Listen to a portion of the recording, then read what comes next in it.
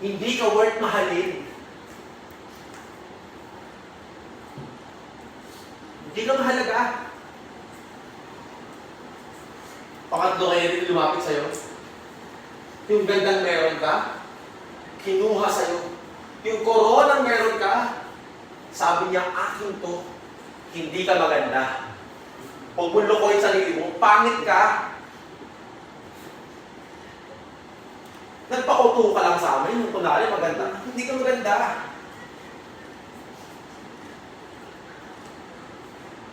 Natanong mo, ayaw mo na dito. Ayoko mo ganitong suffering. Sa una na para masaya. Pwede mong tama na. Pwede mong tumahimik ka kayo. Pwede ba akong magpahinga? Sa puso mo, gusto kong tumakas. Tatakas ka. Gusto kong tumakas. Ayaw mo na dito. Pero hinarangan ka. Nararamdaman mo, hindi ka makahinga. Nasuffocate ka. Hindi ka makatakas. Hindi ka makaalis.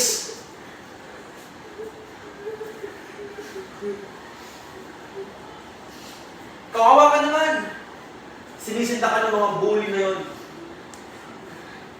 Hindi lang yun. Naramdaman mo may kumapit sa'yo. Mga anino. Dikit-dikit, nagpapabigat ng katawan mo. Bawat hakbang mo. Sobrang bigat. Gusto mo umalis. Pero di ka makaalis. Sumuhingi ng tulong pero walang nag-aabot ng tulong. Huling effort, hindi mo ka makaalis. Sinaktan ka nila, hinagis ka nila. Ayaw mo na, tama na, masakit. Pero yung mga tatlong yun, tataatawa lang sa'yo.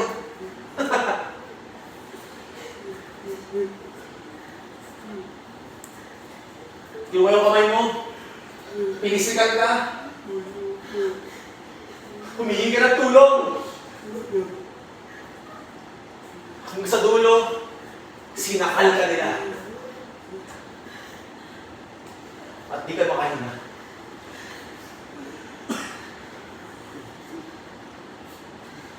Okay, I'll give you time to externalize.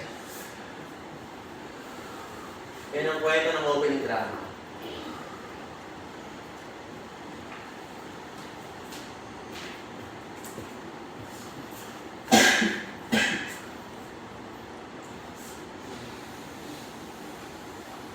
Tandaan niyo yung emotions niyo kung saan kayo naggaling. Kasi yun yung huhugutin natin sa invitation drama. Okay. This time, nahimasmasan ka.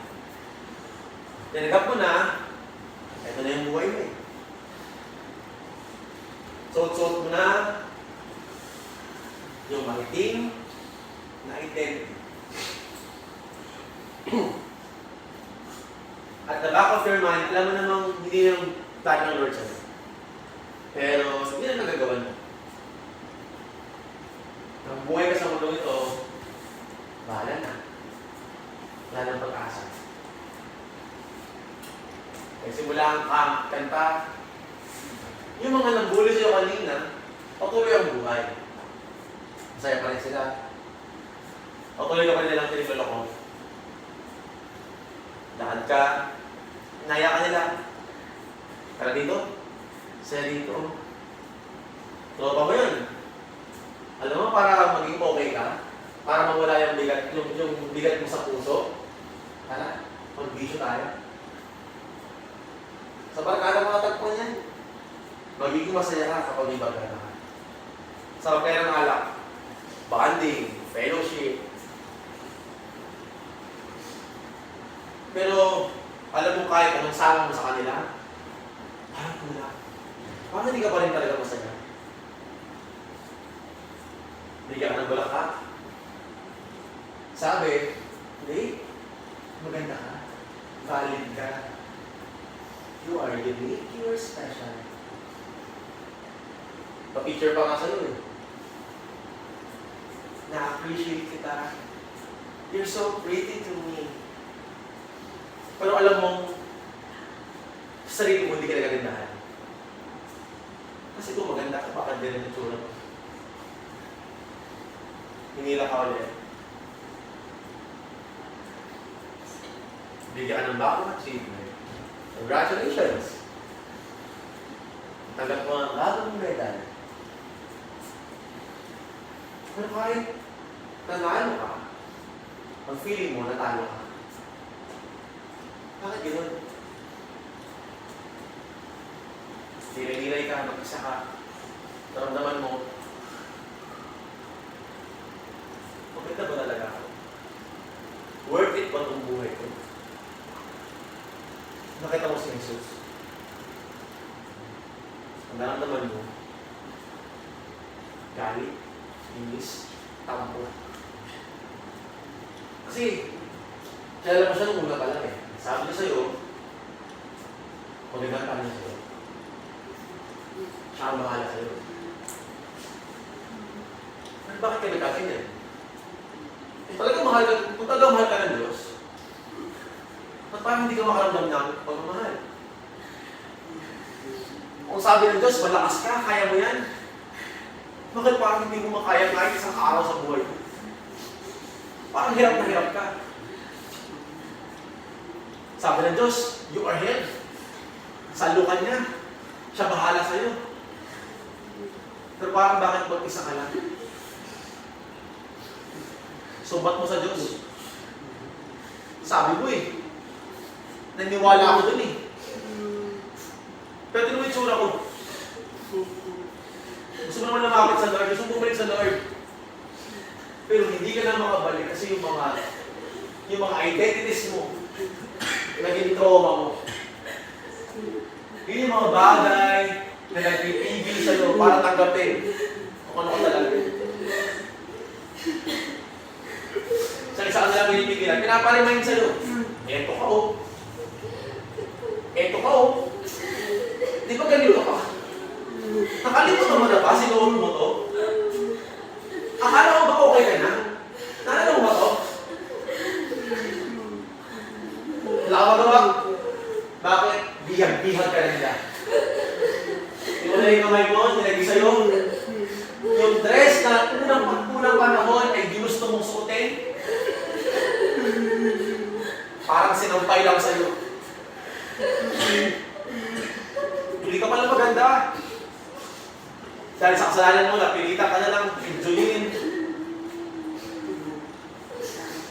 Ang bisyo, pero hindi ka talaga masaya. Sinampay yung pangalawa sa'yo. Party-party ka. Hindi ka talaga masaya. Sinampay yung huli sa'yo, yung pulang dress. Mga kamay na makahawak sa'yo. Bawat parte ng katawan mo. Hindi ka makalaya. Hindi ka makaalis.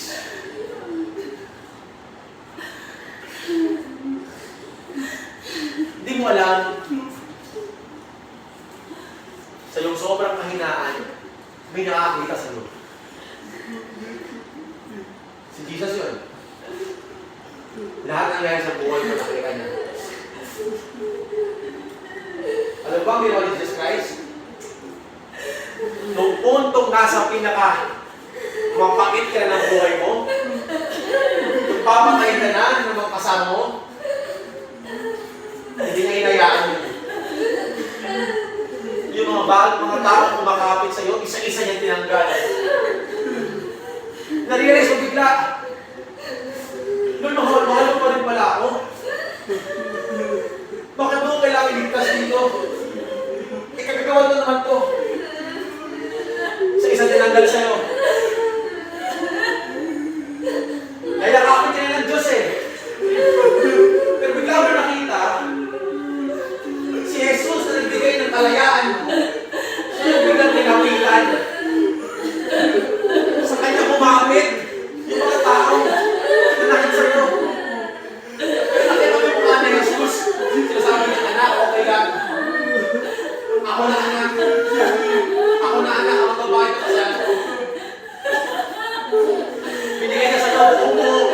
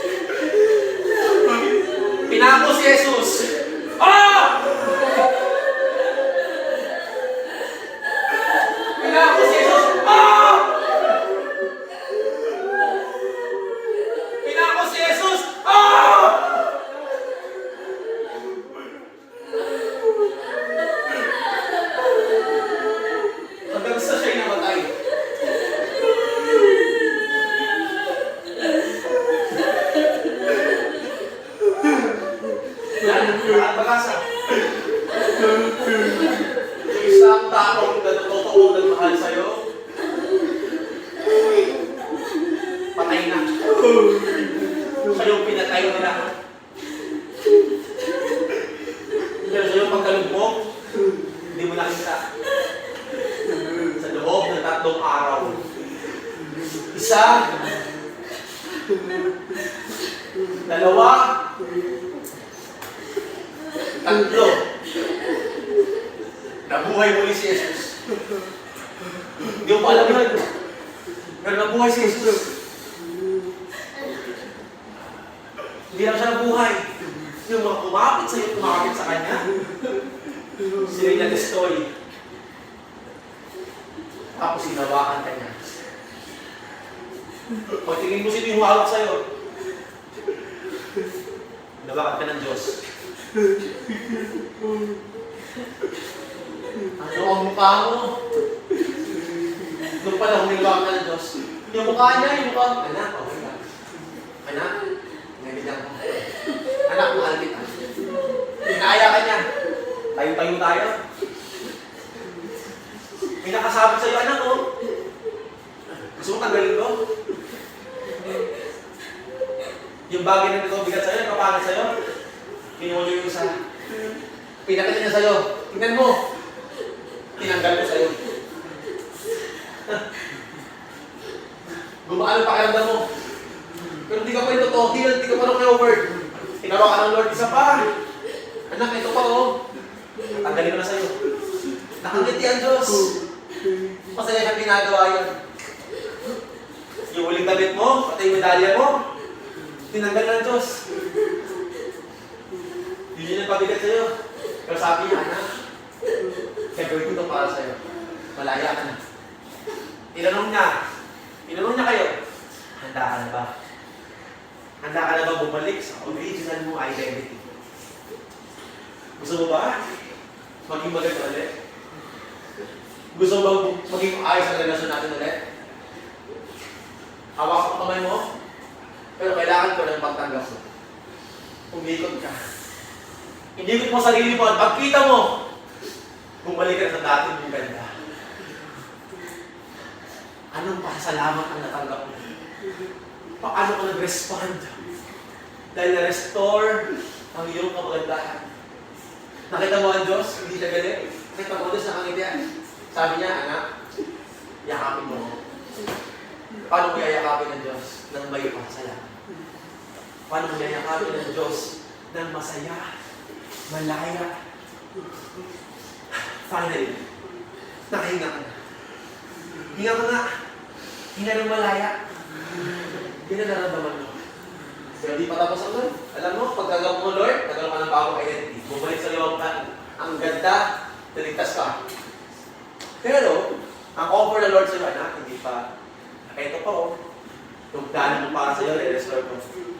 Alam mo muna, sinagita sa'yo, babalik na doon. Nilikha ka niya, tawagis niya, hawak-hawak niya yung kamay mo,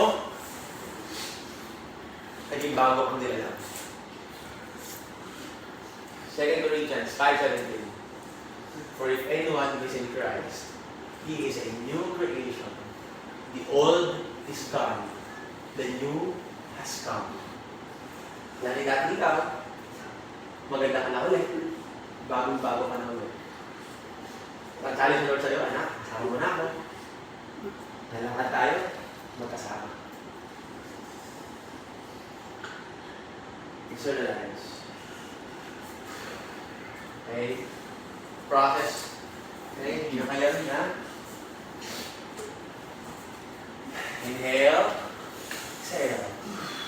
Okay. Water break. Go. Sige na. Mag-break na ng activity.